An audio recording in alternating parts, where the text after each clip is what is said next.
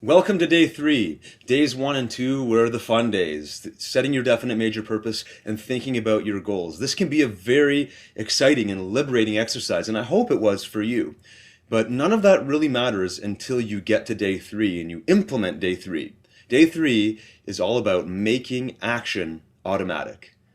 Action, that's the key. That's where you take your goals and bring them into reality. And if you look at all the successful people that we've been citing, successful people in general are action takers. They live and breathe action.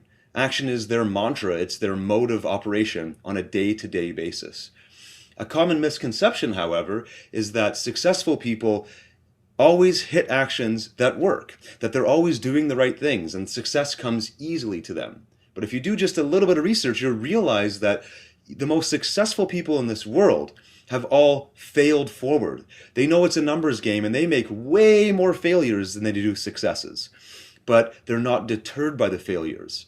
They're not discouraged. In fact, they fail forward, they embrace the failure because they know that the more failures they have, it means that they are making more attempts, and the more attempts means eventually you'll stumble upon something that works. And that is how success is discovered. Success is discovered. It's not for people who become lucky. It's literally discovered by failing forward. So are you prepared to fail forward? To fail forward, you have to take action. So action taking needs to be part of your daily regimen. In fact, it needs to be part of your hourly regimen. We want to get you to a level starting today on day 3 of this course where every single hour you're taking action to move one of your goals forward in progression.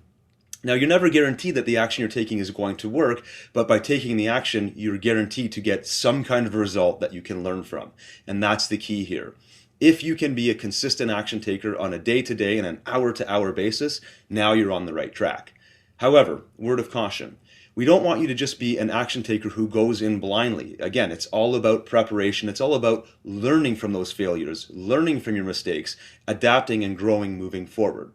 So, becoming a consistent action taker, yes, that's important, but what's equally important is being able to plan, prepare, and examine where you're at, learning from previous mistakes, setting new plans, and taking the same level of determined aggressive action, but in a smarter, more deliberate way.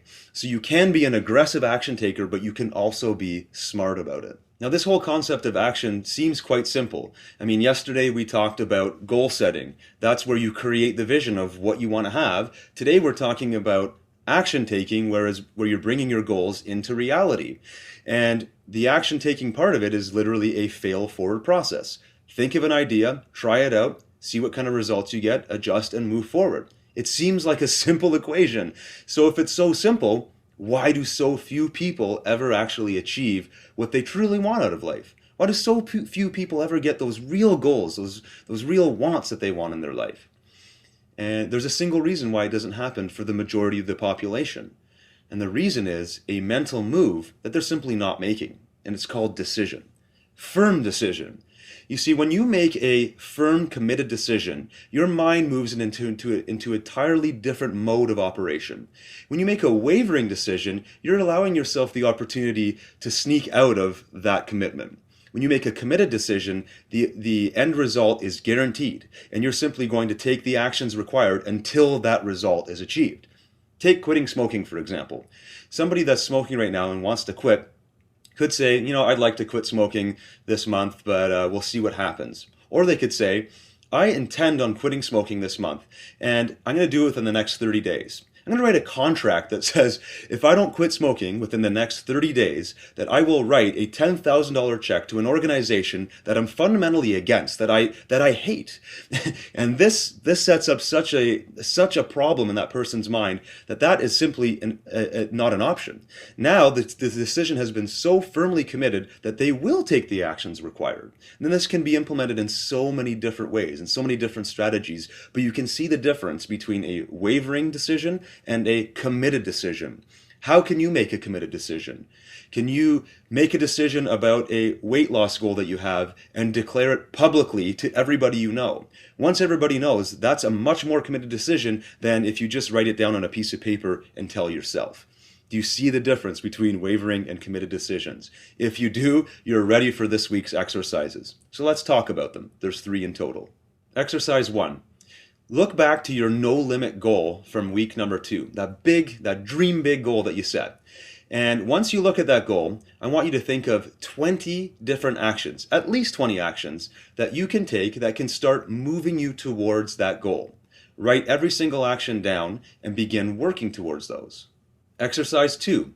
Look back at your short-term goals from week number 2. Those are the goals that you set to happen in the next 3 to 6 months. And for each one of those short-term goals, think of a committed decision you can make today that will lock in and guarantee that you will achieve this short-term goal within the next 3 to 6 months. Think on that now and write them down. Third and final exercise, get started on your actions immediately. Don't wait till later. Don't wait till the time is right. Start where you are with whatever resources you have. Get going now, and we'll see you tomorrow.